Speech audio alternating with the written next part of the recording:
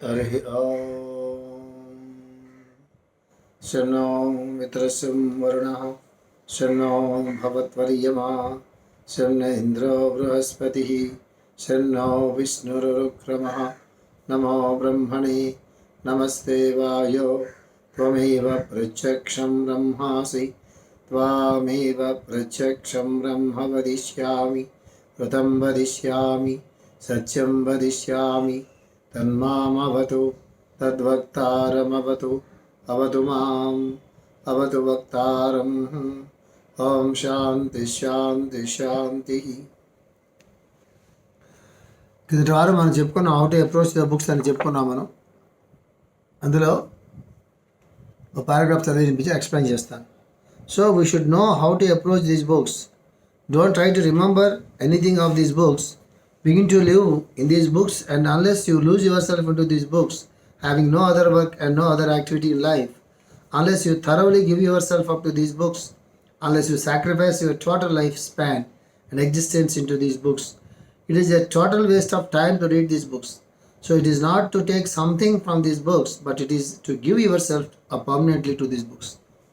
ఇదంటే ఈ గ్రంథ పఠనం అనేటటువంటిది ఒక తపస్సులాగా ఎట్లా చేయాలో మాస్టర్ గారు చెప్తున్నారు. Unless you lose your self, unless it is not something from these books, but it is to give your self up permanently to these books.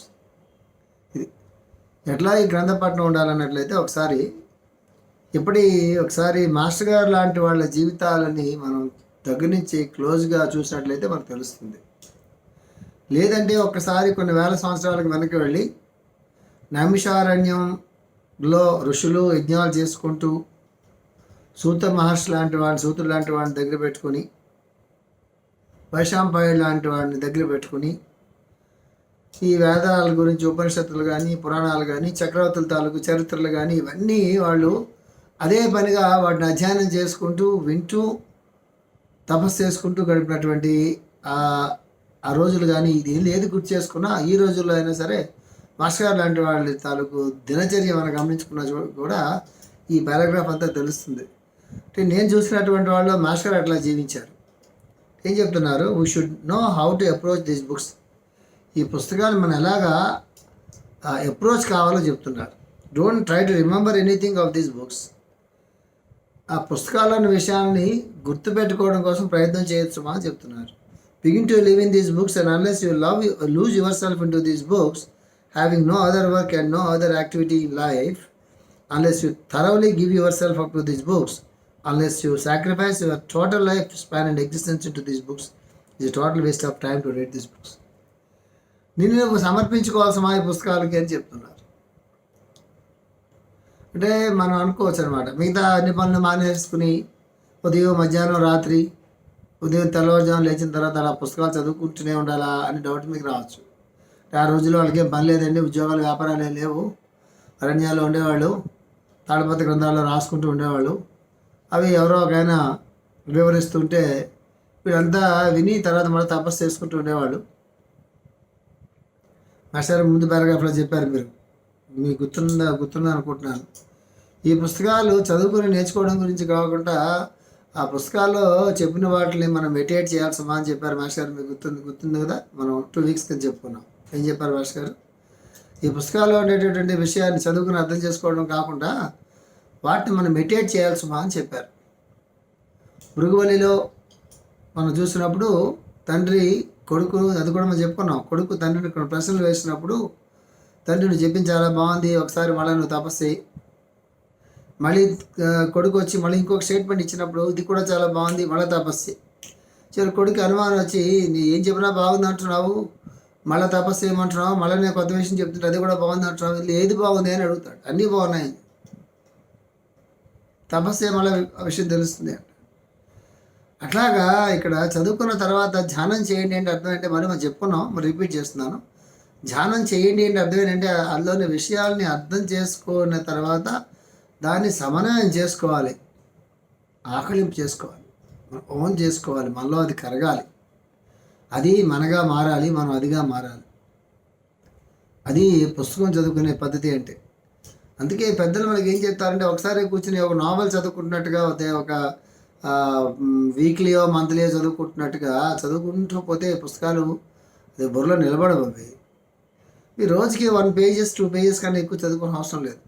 రోజుకి ఒక 2-3 పేజీలు చదువుకున్న తర్వాత ఆ 2 పేజీలు అయిన తర్వాత ఒకసారి కళ్ళు మూసుకొని ఆ 2 పేజీల్లో ఏం చెప్పారో, వాళ్ళు ఏం చెప్పదలుచుకున్నారో, ఎందుకు చెప్పారో, అందులో ఉండేటటువంటి ముఖ్యమైనటువంటి సారాంశం ఏంటో అనేటటువంటిది మనం ఒకసారి జ్ఞప్తికి తెచ్చుకోవాలి.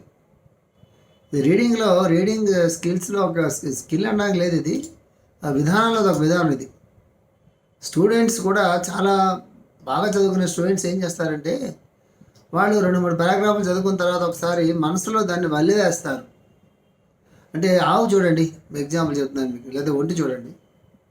ఆవు ఏం చేస్తుందంటే ముందు మొత్తం గడ్డి అంతా ముంతినిస్తుంది.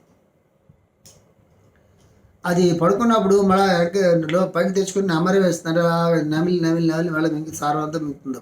ఒంటి కూడా ఎడారిలో నీళ్ళు దొరకవు కాబట్టి ఎక్కడన్నా నీళ్లు సోర్స్ కనిపించినప్పుడు మొత్తం నీళ్ళు తాగేస్తుంది.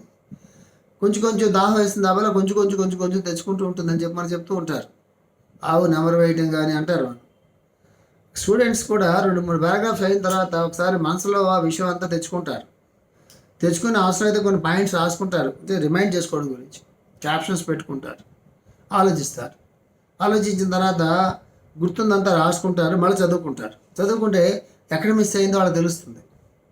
ఆ తెలిసిన దాన్ని మళ్ళీ ఒకసారి బుర్రలో తెచ్చుకొని ఇది కలిపి రాసుకుంటారు. వాళ్ళు ఫస్ట్ క్లాస్ స్టూడెంట్స్. అంటే వాళ్ళకి మనసులోకి బాగా సబ్జెక్ట్ ఎక్కుతుంది. వాళ్ళు పరీక్షల కోసం చదువుకోవడం సబ్జెక్ట్ కోసం చదువుకుంటారు. మనం కూడా అంతే. భగవద్గీత చదువుకున్నా, భాగవతం చదువుకున్నా, మీరు వేదం వల్లి వేసినప్పుడు ఎప్పుడో మీరు చూస్తే వేదం చెప్పే ఆయన గురువు గారు ఒకసారి చెప్తే శిష్యుడు 2 సార్లు చెప్పాలి. అట్లాగా ఒక వాక్యాన్ని ముక్కలు చేసి 2-3 మాటలు చెప్పిన తర్వాత వాక్యం మొత్తం చెప్పిస్తారు. నెక్స్ట్ డే ముందు రోజు చెప్పిన వాక్యాలు చెప్పించిన తర్వాత నెక్స్ట్ డే రెండవ వాక్యం దాన్ని ముక్కలు చేసి చెప్పించిన తర్వాత మొట్టమొదటి రోజు చెప్పింది, 2 రోజు చెప్పింది కలిపి చెప్పిస్తారు. అట్లాగా వెళ్ళేటప్పటికి మొత్తం ఈ వేదం ఎన్ని వేల పేజీలు అయినా సరే ఈ పద్ధతిలో చెప్పినందువల్ల ఏమవుతుంది తెలుసా, మొత్తం అంతా వాళ్ళ వేదం పుస్తకం చూడకుండా వాళ్ళు చెప్పగలుగుతారు. కొంతమంది గణపాఠాల వాళ్ళు మనం చూస్తాం కదా, ఎంతసేపు గంటలు తరబడి అక్కడ చెప్తూనే ఉంటారు వాళ్ళు. అంటే ఎంత ధారణ ఉంటుంది అంటే ఆ ధారణ డెవలప్ చేయడం గురించి ఒక ప్రాసెస్ ఉంటుంది, ఒక పద్ధతి ఉంటుంది, ఒక క్రమశిక్షణ ఉంటుంది, ఒక విధానం ఉంటుంది. అట్లాగే ఈ పుస్తకాలు చదువుకోవడానికి కూడా ఒక విధానం ఉంటుంది. రోజుకు 2 పేజీలు చదువుకుని దాన్ని మనసులో పెట్టుకుని దాంట్లో ఏది ధ్యానానికి పనికి వస్తుంది, ఏది ఆచరణలోకి పనికి వస్తుంది, ఏది ఉదాహరణలుగా పనికొస్తుంది అనేది చెప్పుకుంటున్నప్పుడు ఎవరితోనో మనం మాట్లాడుతున్నప్పుడు కానీ వాడికి చక్కగా చెప్పడానికి అవకాశం ఉంటుంది. కొన్ని సందర్భాలు జీవితంలో ఏర్పడినప్పుడు ఆ సమయానికి ఆ విషయాలు మనకి స్ఫురించడానికి కూడా మనకు అవకాశం ఉంటుంది. దీనికన్నా అవకాశం ఉంటుంది. క్రమంగా మన లైఫ్ ట్రాన్స్ఫార్మేషన్ పక్క జర్నీ చేయడం మొదలు పెడుతుంది. అది ఈ పారాగ్రాఫ్లో మాస్టర్ చెప్పారు. ఏం చెప్పారు? Unless you thoroughly give your self to these books, నువ్వు అర్పించేసుకోవాల్సిన పుస్తకాలు అని చెప్తున్నారు. మళ్ళీ పొరపాటు పడద్దు, మళ్ళీ నేను మీకు రిమైండ్ చేస్తున్నాను. అన్ని పనులు మానుకుని పుస్తకాలు చదువుకోమని ఎవరు చెప్పలేదు. మిగతా పనులు చేసుకున్న తర్వాత ఖాళీగా ఉన్నప్పుడు ఈ పుస్తకాలు చదువుకుంటున్నప్పుడు అంతసేపు కూడా మనం అర్పణం చేసుకుని ఆ పుస్తకాన్ని చదువుకోవాల్సిన అని చెప్తున్నారు. అది మన జీవితంలోకి వస్తుంది. మనం మిగతా పనులు చేసుకుంటున్నప్పుడు కూడా ఏదైతే 1-2 గంటలు అరగంట చదువుకున్నామో పుస్తకాలు ఈ విధానంగా చదువుకున్నామో ఆ చదువుకున్నప్పుడు మనలోకి ఏదైతే దిగి వస్తుందో అది రిఫ్లెక్ట్ అవుతుంది మన జీవితం మీద, మన జీవిత సన్నివేశాల మీద రిఫ్లెక్ట్ అవుతుంది. అది ఇక్కడ గమనించాలి. Unless you lose yourself having no other work and no other activity in life, begin to live in these books and unless you lose yourself into these books having no other work and no other activity in life. అట్లాంటి ఒక అవకాశం మనకు రావాలి, జీవితంలో రావాలి. Retire అయిపోయిన తర్వాత పిల్లలందరూ కూడా పెరిగి పెద్దవాళ్ళు అయిపోయి వాళ్ళ సంవత్సరాలు వాళ్ళు చేసుకుంటున్నప్పుడు వాళ్ళ బాధ్యతలు వాళ్ళు నిర్వర్తించుకుంటున్నప్పుడు మనం ఆ ఏజ్ 60-70s దాటిన తర్వాత మనం 70s దాకా ఉంటే 70s అయినప్పుడు ఏం చేయాలి తెలుసా, లైఫ్ అంతా ఇలాంటి ఒక మాత్రమైన కార్యక్రమం కోసం మనం పెట్టేసుకోవాలి. అట్లాంటి ఆలోచన అందరికీ అవకాశం రాకపోవచ్చు, అవకాశం ఉన్నటువంటి వాళ్ళకి ఆలోచన రాకపోవచ్చు. ఆలోచన వచ్చి అవకాశం ఉన్నటువంటి వాళ్ళు అదృష్టవంతులు. లైఫ్ అంతా దానికే పెట్టేసుకోవాలి. అట్లాంటి బ్యాక్గ్రౌండ్లో చరమదశ నడిచినప్పుడు ఆ జీవితానికి ఒక ప్రయోజనం అనేది చేకూరుతుంది. మానవ జన్మకు ఒక ప్రయోజనం అనేది చేకూరుతుంది. అందుకే మన విజ్డమ్ గ్రూప్లో ఎవరెవరైతే ఈ మాస్టర్ గారి తాలూకు గత 5-6 సంవత్సరాలుగా 7 సంవత్సరాలుగా కొంతమంది రామప్రసాద్ గారు, టిఎన్ఆర్ సార్ గారు లాంటి వాళ్ళు 40 ఇయర్స్ నుంచి వాళ్ళకి ఇదే కార్యక్రమం. వాళ్ళ ఉద్యోగాలు అయిపోగానే ఇంటికి వచ్చినప్పటి నుంచి ఇదే కార్యక్రమం. వాళ్ళకి మాస్టర్ గారి పుస్తకాలు ప్రూఫ్లు చూసుకోవడం, ఎడిట్ చేసుకోవడం, ప్రింట్ చేసుకోవడం, మళ్ళీ ప్రూఫ్లు చూసుకోవటం, మళ్ళీ కొత్త పుస్తకాలు తయారు చేసుకోవటం, ఇదే కార్యక్రమం వాళ్ళకి. వాళ్ళ జీవితాలు ధన్యమైన జీవితాలు వాళ్ళకి. తర్వాత ఎప్పుడైతే మాస్టర్ గారి తాలూకు ఇంగ్లీష్ సిరీస్ అన్ని చేద్దాం అనుకుంటున్నామో మన పిల్లలు బాలభవన్లో చదువుకున్న పిల్లలు కానీ మిగతా వాళ్ళు కానీ మిగతా దేశాల్లో ఉండే వాళ్ళు అందరూ ముందుకు వచ్చి మేము కూడా మీతో పాటు కలిసి పనిచేస్తామని చెప్పి రాత్రుల పగలు ఇదే పని చేస్తున్నారు వాళ్ళు. దీన్ని మించిన సత్కర్మ ఇంకొకటి లేదు. ఈ జ్ఞానం కొన్ని వేల సంవత్సరాల భూగోళం మీద ఉంటుంది. మహాత్ములు ఇచ్చిన జ్ఞానాన్ని మనం తీసుకోవడం ఎంత అవసరమో దాన్ని ముందు తరాల వాళ్ళకి అందించటం అంతకన్నా అవసరం. వేదవ్యాసుల వారు చేసింది అదే కదా, వాల్మీకి చేసింది అదే కదా, కాళిదాసాది మహాకవులు చేసిందంతా అదే కదా, మేడం బ్లాడ్స్కి చేసిందంతా అదే కదా, ఆలిస్ సేబేలి చేసిందంతా అదే కదా. అట్లాంటి పనిలో మన స్థాయిలో మనం ఇలాంటి కార్యక్రమాలకు సహకరించి మనం చేస్తున్నామంటే ఆ జీవితం అంతా ధన్యవాదంగా మనం అనుకోవాలి. అది ఇక్కడ మాస్టర్ గారు చెప్పారు. చదువుకుని అర్థం చేసుకోవడం గురించి మీరు ఆలోచించుకోకండి. చదువుకున్న దాన్ని ఆకలింపు చేసుకోండి, జీవితంలోకి తీసుకోండి, మిమ్మల్ని మీరు సమర్పణ చేసుకోండి సుమా అని చెప్తున్నారు మాస్టర్ గారి పుస్తకాలకి. Unless you believe that these books are more valuable than yourself, it is not at all possible to understand these books. నీకన్నా ఈ పుస్తకాలు చాలా విలువైనటువంటివి అని నీకు అర్థమయ్యేంత వరకు ఇదంతా కూడా వేస్ట్ చేస్తామా అని చెప్తున్నారు. It is not at all possible to understand these books. నీ జీవితం కన్నా ఈ గ్రంథాలు చాలా విలువైనవని తెలియకపోతే ఈ పుస్తకాలు అర్థం చేసుకోవడం చాలా కష్టం సుమా అని చెప్తున్నారు. So sometime in our life we should decide if you are to be sold away to these books without any return to our own life, or permanently close the books and come away from them permanently to live our own life. అది sold away to these books అంటే అర్థం ఏంటంటే మనం అమ్మేసుకోవాలి పుస్తకాలకి అంటున్నారు. అమ్మేసుకోవడం ఏంటంటే పుస్తకాలు మనం కొనుక్కుంటాం, మనం పుస్తకాలకు అమ్ముకోవడం అంటే ఇక్కడ సోల్డ్ అవుట్ అంటే మనల్ని మనం సమర్పించేసుకోవడం పూర్తిగా. ఇప్పుడు ఒక షాప్కి వెళ్ళి వస్తువు కొనుక్కున్నామండి, వస్తువు కొనుక్కోగానే ఆ షాప్ యజమానికి ఆ వస్తువు మీద అధికారం ఏమి ఉండదు. ఎవరు ఆ వస్తువును కొనుక్కుంటారో ఆ కొనుక్కున్నవాడు దానికి యజమాని అవుతాడు. సోల్డ్ అవుట్ అంటే అర్థం అది. మనం కూడా సోల్డ్ అవుట్ అంటే అర్థం ఏంటంటే ఇక మనం లేము, మనం ఎంత గొప్పవాళ్ళో మనం లేము, మన ఏ కులమో ఏ మతమో ఏ దేశమో మనం లేము. మనం వీఆర్ సోల్డ్ అవుట్, పూర్తిగా అంకితం అయిపోయాం. దేనికి? మహాత్ములు రాసినటువంటి గ్రంథాలకి. అదే ఉంటుంది మనం ఉండడం ఇక్కడ. అదే అనన్యాస్యంత మామ అంటే సమర్పణం అంటే అదే. అంటే అంకితం అయిపోవాలి ఆ పుస్తకానికి. దాన్ని ఒక హ్యాబిట్గా మార్చుకోవాలి. ఉదయం లేవగానే ధ్యానం చేయడం అనేది ఒక హ్యాబిట్గా ఎట్లా మార్చుకోవాలో,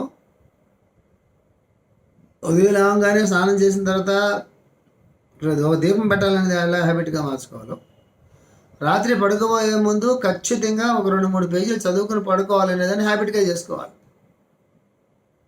అక్కడ ఆ పుస్తకం ఎవరితో వారి చిత్రపటం ఒకవేళ ఉంటే పక్కన తల దగ్గర ఆ చిత్రపటం పెట్టుకుని అక్కడ పుస్తకం పెట్టుకుని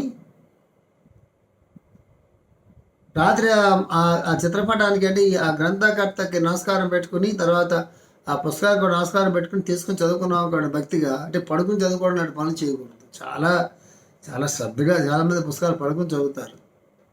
అది ఈజ్ నాట్ రైట్ హ్యాబిట్. వాళ్ళకి ఆ మంచానికి ఏమైనా వస్తుందేమో తెలియదు కానీ వీళ్ళకేం రాదు. చదివిన సాటిస్ఫాక్షన్ ఉంటుంది, నేను పుస్తకం చదివా అని చెప్పుకోవడం మనకు వస్తుంది. దానికి చాలా శ్రద్ధ ఉండాలి, చాలా భక్తి ఉండాలి. అది సోల్డ్ అవుట్ అంటే మనం దానికి అంకితం అయిపోవాలి. తాదాత్మ్యత భావంతో ఆ పుస్తకాలు చదువుకోవాలి, మంచి భక్తితో ఆ పుస్తకాన్ని చదువుకోవాలి, సమర్పణ బుద్ధితో ఆ పుస్తకాన్ని చదువుకోవాలి. అప్పుడు ఆ పుస్తకంలో ఉండే ఎసెన్స్ ఏదైతే ఉందో అది మనకు ఆత్మ, ఆ పుస్తకం తాలూకు ఆత్మ అంటాం, అది మనలో ప్రవేశిస్తుంది. ఇది చెప్పారు మాస్టర్ గారు. So, if we are to be sold away to these books without any return to our own life, or permanently close the books and come away from them permanently to our own life, అట్లా కాకపోతే పుస్తకాలు మూసేసి వెళ్ళిపోవాయి అని చెప్పి. ఇట్లాంటి స్థితిలో ఒక పుస్తకాలు చదువుకోవడం నీకు వేలు పడకపోతే పుస్తకం మూసేసి పక్కన పెట్టి నీ పన్ను చూసుకో చెప్తున్నారు మాస్టర్ గారు. A third attempt is a time waste. కొంతకాలం పుస్తకం చదివి మళ్ళీ మూసేసి మళ్ళీ కొంతకాలం పోయిన తర్వాత ఏ లెక్చరర్ విని స్ఫూర్తి పొంది మళ్ళీ పుస్తకం ఓపెన్ చేసి మళ్ళీ ఆ స్ఫూర్తి అంతా ఉత్సాహం అంతా స్ఫూర్తి అంటుంది ఉత్సాహం అంటారు. ఆ ఉత్సాహం అంతా పోగానే మళ్ళీ మూసేసేసి మళ్ళీ చదివి టైం వేస్ట్ కంటిన్యూ అయిపోవాలి. ఆ స్పిరిట్ కంటిన్యూ అయిపోవాలి. అంటే ఎప్పుడు కూడా ప్రకృతే మన గురువు అండి. సూర్యోదయం ఎప్పుడన్నా బతికిస్తుందా? చూడండి, సీజన్లో పువ్వులు పోస్తాయి. ఎప్పుడన్నా సీజన్లో పువ్వులు పోయకుండా చెట్లు ఉంటాయా? సీజన్లో కాయలు వస్తాయి, పళ్ళు వస్తాయి. ఎప్పుడన్నా బతికిస్తాయా? సీజన్లో పౌర్ణమి వస్తుంది, అమావాస్య వస్తుంది, సూర్యోదయం వస్తుంది, సూర్యాస్తమయం వస్తుంది, ఋతువులు వస్తాయి. ఈ ధర్మాలు ఎప్పుడన్నా అతిక్రమిస్తాయి? అవి అన్నిటినీ అతిక్రమించేటటువంటి గాడిద ఎవడన్నా ఉన్నాడంటే ఆ గాడిద కూడా ఒప్పుకోదు. మాస్టర్ గారు ఏదో కవిచౌడప్ప శతకం అని ఉంటుంది, ఎప్పుడు చదువుకోండి, బాగుంటాయి పద్యాలు. దాంట్లో ఎప్పుడు కూడా మాస్టర్ గారు ఆ పద్యం చెప్తుంటారు. ఆ పద్యం నాకు గుర్తురావట్లా. విడా నా కొడుకట నుంచి ఏడ్చిన అనేదో పద్యం ఉంటుంది. గాడిద కొడుక అని ఆవిడ తిట్టాట. తండ్రి కొడుకుని గాడిద కొడుక అని తిట్టాట. గాడిద కొడుక అని ఎందుకు తిట్టాడు అంటే మంచి పదం కాకపోయినా జరిగింది చెప్తున్నా. వాడు చెప్పిన పని చేయట్లేదు, ఉదయం రావట్లేదు, నేను పుస్తకాలు చదువుకోవట్లేదు, హోంవర్క్లు చేయట్లేదు. ఇవే కదా తండ్రి కొడుకుని ఎప్పుడు ఎందుకు తిడతాడు? చదువుకోకపోతే తిడతాడు, ఉదయం లేకపోయినా తిడతాడు, లేచిన స్నానం చేయకపోయినా తిడతాడు, స్నానం చేసిన తర్వాత హోంవర్క్ చేసుకోకపోతే తిడతాడు, స్కూల్కి టైంకి వెళ్ళకపోయినా తిడతాడు, స్కూల్లో మంచి మార్కులు రాకపోయినా తిడతాడు, ఇంటి పట్టు ఉండకుండా చదువుకోకుండా రోడ్డు మీద బలాదూరులు తిడుతున్నా తిడతాడు. పూర్వం తండ్రులు తిడితే పిల్లలు పడే రోజుల సంగతి నేను చెప్తున్నాను. ఇప్పుడు తండ్రులు తిడితే పిల్లలు పడతారు లేదో నాకు క్వశ్చన్ మార్కే. టీచర్లు తిడితేనే అసలు పడరు, ఇక తండ్రులు తిడితే పడతారా అనేది పెద్ద క్వశ్చన్ మార్క్. అలాంటి పెట్టి దూరంటే గాడిద వెళ్ళిపోతుందంటే గాడిద కొడుకు అని తిడితే ఆ గాడిది ఆ తండ్రి కొడుకుల పక్క చూసి ఒకసారి వీడా నా కొడుకు అంటే ఏడ్చానని, ఇంత పనికి మాలాడా నా కొడుకు అని చెప్పి గాడిద ఏడ్చిందట. ఈ కవిచౌడప్ప శతకంలో ఈ పద్యం పూర్తి పద్యం నాకు రాదు. అది ఎప్పుడన్నా అన్ని పద్యాలు ఎలాగ ఉంటాయి, చాలా బాగుంటాయి. అన్ని పద్యాలు కూడా చాలా సరదాగా ఉంటాయి. సో అంచేత గాడిద అనడానికి కూడా వీలేదు. సో అంచేత సోమరిపోత అనుకుందాం మనం. ఇట్లాంటి సోమరిపోతలు ఎవరో కూడా ఈ పుస్తకాలు మూసేసేయంటామా, టైం వేస్ట్ చేసుకోవద్దని చెప్తున్నారు మాస్టర్ గారు. Either we should live it to eat, drink and dance and play, sex and sleep, or we should sell away ourselves permanently to these books. నువ్వు తిరుగుదాం అనుకుంటున్నావా, తిరిగి కాలక్షేపం చేద్దాం అనుకుంటున్నావా, జీవితాంతాలు గడుపుదాం అనుకుంటున్నావా, నువ్వు డిసైడ్ చేసుకో. లేదు ఇలాంటి మంచి పుస్తకాలు చదువుకుని జీవితాన్ని తరింపజేసుకుందాం అనుకుంటున్నావా, డిసైడ్ చేసుకో. అట్లీస్ట్ ఉండనే చేయి, అట్లీస్ట్ బిగినింగ్ డేస్లో. తర్వాత చూసుకుందాం అమ్ముడుపోవడం సంగతి, మళ్ళీ మనం సమర్పించుకోవడం సంగతి తర్వాత చూసుకుందాం. కానీ అది ఎలాగో మానలేకపోతే కానీ ఈ పక్క ఇదైనా స్టార్ట్ చేయి. ఇది స్టార్ట్ చేస్తే ఆటోమేటిక్గా జీవితంలోకి ఈ వెలుగు ఏదైతే ఉందో ఆ చీకట్లోకి ఆ వెలుగు నింపబడుతుంది. జీవితం చరితార్థం అవుతుంది. స్టార్ట్ చేయాలి ముందు. మొట్టమొదటి మంచి పుస్తకాలు చదువుకోవడం మొట్టమొదటి స్టార్ట్ చేయాలి. చందమామ లాంటి పుస్తకాలు పూర్వం వచ్చాయి, ఇప్పుడు వస్తున్నాయి లేదు నాకు తెలియదు. చందమామ లాంటి పుస్తకాలు ఎంత మంచి కథలు ఉంటాయి పూర్వం రోజుల్లో. వాళ్ళు గుర్తుకు పెట్టుకోండి. ఆ కథలన్నీ పిల్లలకి చెప్తూ ఉంటాయి. ఆ బ్యాక్గ్రౌండ్లో పెరిగిన పిల్లలకి ఈవేళ మొబైల్స్, ఇంటర్నెట్లు, ఈ బ్యాక్గ్రౌండ్లో పెరుగుతున్న పిల్లలకి వాళ్ళ బిహేవియర్లు ఎంత తేడా ఉంటుందో మీరు అందరూ గమనించండి ఒకసారి. చిన్నప్పటి నుంచి పిల్లలకి మంచి మంచి కథలు, శివాజీ అంటే ఎవడు, అలెగ్జాండర్ అంటే ఎవడు, వాడికి వీడికి తేడా ఏంటి, రాముడు అంటే రావణాసుడు అంటాడు, ఆయనకి ఈయనకి తేడా ఏంటి, అర్జునుడు శ్రీకృష్ణుడు, ధర్మరాజు అంటే ఎవరు, దుర్యోధనుడు దుశ్శాసనుడు అంటే ఎవరు, వాళ్ళకి వీళ్ళకి తేడా ఏంటి? ఇంతకన్నా గొప్ప ఎడ్యుకేషన్ ఉంటుంది ఆ ప్రపంచంలో? శకుని, మందర వాళ్ళ పాత్రలు అంటే ఏంటి? వాళ్ళ జీవితాలు ఎలా నాశనం చేస్తారు, కుటుంబాల్ని, వంశాలని, రాజ్యాల్ని, దేశాలను ఎలా నాశనం అయిపోతారు ఇలాంటి దుస్సంగత్వం ఉంటే. ఈ కథలు చిన్నప్పటి నుంచి విని పెరిగిన పెద్దలు మహాత్మా గాంధీ గారి గురించి, అబ్దుల్ కలాం గారి గురించి, బుద్ధుడి గురించి, జీసస్ గురించి, మోసెస్ గురించి, మిగతా ఈజిప్షు, గ్రీకు లాంటి చరిత్రల గురించి, పైథాగరస్ గురించి, సోక్రటీస్ గురించి. ఎప్పుడు మన ఋషులు అనుకోవాల్సిన అవసరం లేదు. పైథాగరస్, సోక్రటీస్ వీళ్ళందరూ వేరే దేశాల వాళ్ళైతే అయ్యుండొచ్చు. మార్టిన్ లూథర్ కింగ్ గురించి. ఎవరెవరైతే తమ జీవితాలని 10 మందికి త్యాగం చేశారో వాళ్ళ తాలూకు చరిత్రలన్నీ కూడా చదువుకుని పెరిగిన పిల్లల తాలూకు బిహేవియర్ వేరుగా ఉంటుంది. వాడి జీవితంలో పొరపాట్లు చేయమన్నా చేయడు. వాడి నిర్ణయాల్లో ఎప్పుడు పొరపాట్లు ఉండవు. వాళ్ళు తీసుకునే స్టెప్స్లో ఎప్పుడు కూడా పొరపాటు ఉండవు. ఆ కథలు బాగా మనం వాళ్ళకి అర్థమయ్యే విధంగా విడమని చెప్పగలగాలి. అది పురాణాల్లాగా చెప్పకూడదు. నువ్వు దండం పెట్టి బాగా రాయ, పరీక్షలు బాగా రాస్తావని చెప్పకూడదు. చాలా కష్టపడి వీధి లైట్లకి చదువుకుని, పుస్తకాలు లేక, పెన్నులు లేక, తల్లిదండ్రులు సరైన తిండి పెట్టలేక, ఒక పూట మాత్రం తిని వీధి లైట్లకి చదువుకుని పెరిగి పెద్దవాళ్ళ చరిత్రలు చెప్పరా అంటే, ఈ నమ్ముకో, నీ మార్కులు బాగా వస్తాయి, పరీక్షలు అయిపోగానే గుండు కొట్టించుకుంటాను మొక్కుకో, నువ్వు పరీక్షల్లో బాగా మార్కులు వస్తాయి. ఈ సన్నాసులు టీచింగ్లు పైకి రావు పిల్లలకి. భగవంతుడి మీద ఎందుకు భక్తి ఉండాలో నువ్వు సైంటిఫిక్గా ఎక్స్ప్లెయిన్ చేయగలగాలి. భక్తి అంటే ఏంటో ఎక్స్ప్లెయిన్ చేయగలగాలి. ఏ మహాత్ములు మనం దేవుడుగా రాముడినో, కృష్ణుడినో, ఎవరినైతే దేవుడుగా అనుకుంటున్నామో ఎందుకు వాళ్ళు ఆ స్టేజ్కి వచ్చారో ఎక్స్ప్లెయిన్ చేయగలగాలి. వాళ్ళ జీవితంలో ఎన్ని కష్టాలు పడ్డారో ఎక్స్ప్లెయిన్ చేయగలగాలి. ఆ కష్టాల్లో ఎలా నిలదొక్కున్నారో మనం వాళ్ళు ఎక్స్ప్లెయిన్ చేయగలగాలి. వాళ్ళకి ఈరోజు ఈ స్థాయిలో ఉన్నటువంటి వాళ్ళు ఈ స్థాయి రావడానికి వాళ్ళ చిన్నతనం నుంచి ఎన్ని కష్టాలు, నష్టాలు, బాధలు, అవమానాలు, దుఃఖాలు, అపజయాలు, వాళ్ళు వాటిలోంచి ఎలా బయటకు వచ్చారో ఎక్స్ప్లెయిన్ చేయాలి. అప్పుడు కదా పిల్లలకి స్ఫూర్తి వస్తుంది. అది కదా ఈ పుస్తకాల తాలూకు ప్రయోజనం. ఈ పుస్తకాలు పూజించడానికా? వాటి కూడా అగ్రత తొలగించి పువ్వులు పడారు కాదు కదా ఈ పుస్తకాలు. మన జీవితం దానికి అంకితం అయిపోతే, ఎందుకు ఈ జ్ఞానానికి అంకితం అవ్వాలంటే ఇదే ప్రపంచాన్ని నడిపిస్తుంది, శాసిస్తుంది. కలెక్టర్ అయినా, లేకపోతే మరొకడైనా, చాలా పెద్ద ఆఫీసర్ అయినా, ప్రెసిడెంట్ అయినా, ప్రైమ్ మినిస్టర్ అయినా, ఋషులైనా, అవతారమూర్తులైనా సరే జ్ఞానంతో పైకి రావాల్సిందే వాళ్ళు. గురు శుశ్రూష చేయాల్సిందే వాళ్ళు. గురువు దగ్గర ఈ జ్ఞానాన్ని వాళ్ళు పొందాల్సిందే వాళ్ళు. ఈ జ్ఞానంతో వాళ్ళు జీవించాల్సిందే వాళ్ళు. ఈ జ్ఞానాన్ని మళ్ళా తిరిగి మనకు అందించవలసిందే వాళ్ళు. That is the importance of reading the books. ఫ్యాషన్గా, స్టైల్గా పుస్తకం చేతితో పట్టుకు తిరగడం కాదు. అల్మరాల్లో పుస్తకాలు పెట్టుకుని దాచుకోవడం కాదు. ఆ పుస్తకం ఈ పుస్తకం తీసి కాపీ కొట్టి సొంత పుస్తకం కూడా రాసుకుని డబ్బులు సంపాదించుకోవడం కాదు. ఈ సన్యాసుల దగ్గర జ్ఞానం ఉండదు. సన్యాసులు కాదు, సన్నాసులు అంటున్నాను, గుర్తుపెట్టుకోండి. సన్యాసులు అంటలా. సన్యాసులు వేరు, సన్నాసులు వేరు. ఈ బ్యాచ్ అంతా సన్నాసుల బ్యాచ్. ఈ పుస్తకంలోది కొంత, ఆ పుస్తకంలోది కొంత, ఈ పుస్తకంలోది కొంత, వాళ్ళ పేర్లు కూడా చెప్పుకుంటా. ఆదర్శ పేర్లు చెప్పరు. ఏ గ్రంథంలో తీసుకుందో చెప్పరు. వీడికి అంటలేదు, తీసుకున్నాడు, కంపైల్ చేస్తాడు, ఎడిటింగ్ చేస్తాడు, పుస్తకం రాస్తాడు, డబ్బులు సంపాదించుకుంటాడు, పేరు సంపాదించుకుంటాడు. అది కాదు ప్రయోజనం.